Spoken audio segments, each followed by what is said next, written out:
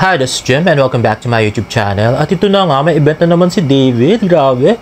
Tindahan ni One grand opening special guest si Pambansang Ginoo David Licauco on January 28. Yan ay sa Candelaria, Zambales. See you there, guys.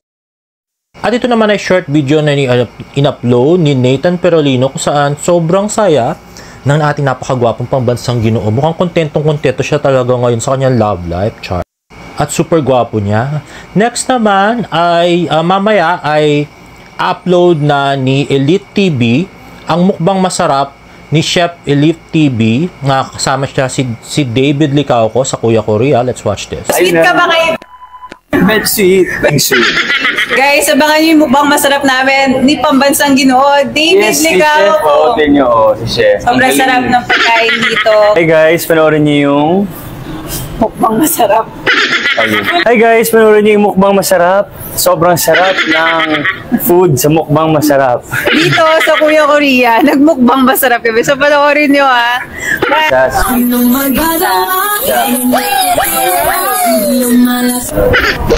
So, And may love ba dito? Okay, so yun na nga, abangan natin mamaya. Sasagutin niya kung sweet daw ba si Barbie at kung gaano daw siya ka-sweet kay Barbie. Ay, grabe. At least, no, itong si, Elite TV, talagang si Barbie talaga yung promote niya. sa Kuya Korea. Mukhang maganda to at panoorin natin. At parang hindi seryoso si David, no? Lutang na naman. Kung ano yung mga pinasasabi. Grabe.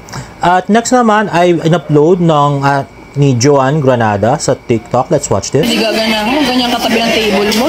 Ayan na nga, anak. Napakagwapong Pambansang Ginoo. At sa kabilang table lang sila Joanne.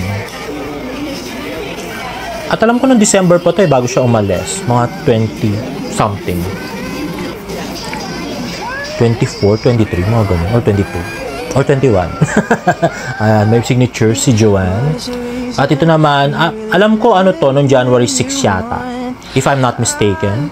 Correct me if I'm wrong, guys. Ayan na nga. So, sa tabi pala siya nung TGIF Fridays. Na medyo mahal.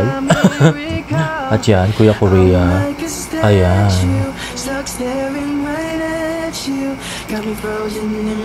Hindi ko rin alam kung kahapon to, guys. No? Pero correct me if I'm wrong nga, guys. No? Ayan na nga. At ito naman ay post ng kanyang cute na kapatid, equally cute kapatid, City Line, si James Licauco, na nilike naman ni Tita Eden at saka ni David. Ayan. So ano pa rin to, dun sa Hong Kong pa rin, ayan, and with his DSLR, the handsome brother. Grabe, no? Kahit maging jowa mo lang yung isa sa kanila. Para kang tumama sa loto, charot. Mayaman na gwapo pa, no? Iyo, tingnan mo naman. At ito naman ay si Barbie Portesa. Ito raw yung mga brownies na binigay ni Barbie kay David. Charot. So, hindi ko alam kung kailan yung picture na yon. At si Sir Nathan Perolino ay nagparinig sa Twitter. So, ang point niya daw is to read some comment na sinusumbatan si David for their support. Ang pagiging fan ay binibigay ng kusayan na walang pilitan, like how I felt before. Never kong sinumbat sa mga artist na sinuportahan ko, mas mahigpit pa before, as in hindi naman sila makita etc. sa stage lang. Stage lang or sa taping, nagpunta kami sa Laguna noon mag-watch ng shoot. Experience na hindi ko pinagsisisihan kasi I enjoy at nakahanap ako ng new friends. Mas busy pa mga artist ngayon, I must say. From what I'm seeing, nagalit si Nathan do sa mga nagsabi na lumalaki na raw yung uro ni David, yung hindi man lang daw nila nakita sa sa stage sa Kuya Korea, ganon. So, swertihan din yun, no, guys. Hindi naman ibig sabihin na pumunta kayo doon, dapat nandun na si David.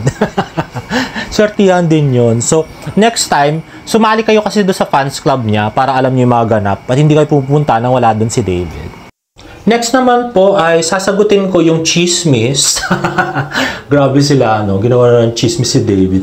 Na nandun daw, kagabi sa Thanksgiving, si Kisen, sinama daw ni David at pinakilala daw sa mga boss ng GMA.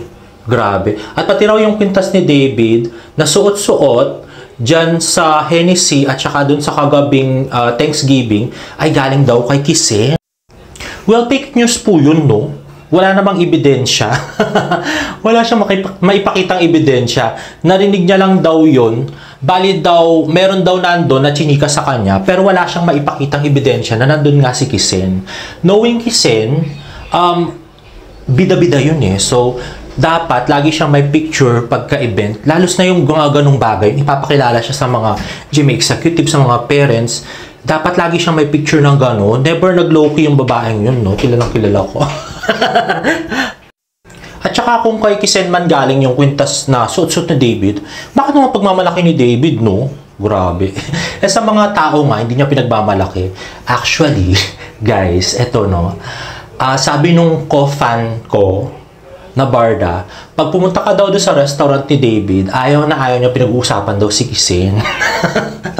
So, bakit niya pag-uusapan doon sa mga GMA executives, di ba? Grabe. At kung alam niyo lang, no, hindi rin ganun ka green flag si Kisen sa mga parents mismo ni David, no.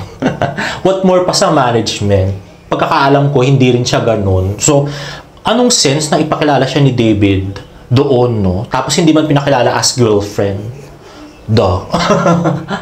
I don't think it's real, no? Maglabas sila ng resibo, tapos doon ako maniniwala.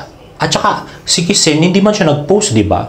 Dapat magpo-post siya kung totoo nga yun. Parang yung mga sa Boracay, gano'n. Eh, hindi. Hanggang ngayon, wala pa rin siyang pinopost. So, fake news po yan. Hanggat walang pinopost si Kisen, or wala tayong nakitang picture or videos na kasama siya ni David doon sa Thanksgiving, hindi po totoo yan. Okay? Now, guys, if you like this video, please give it a thumbs up and please subscribe to my YouTube channel for more Barda updates. See you in my next vlog. Bye!